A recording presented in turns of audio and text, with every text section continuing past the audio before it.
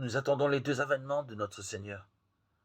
D'abord, le très doux avènement du plus beau des enfants des hommes qui est déjà venu, psaume 44:3, du désiré de toutes les nations, du Fils de Dieu qui a manifesté visiblement dans la chair à ce monde sa présence, longtemps attendue et ardemment désirée. L'avènement où il est venu dans le monde pour sauver les pécheurs. Ce temps rappelle aussi l'avènement que nous attendons avec une ferme espérance, que nous devons très souvent nous remémorer avec des larmes, celui qui aura lieu lorsque le même Seigneur viendra manifestement dans la gloire, c'est-à-dire au jour du jugement, lorsqu'il viendra manifestement pour juger.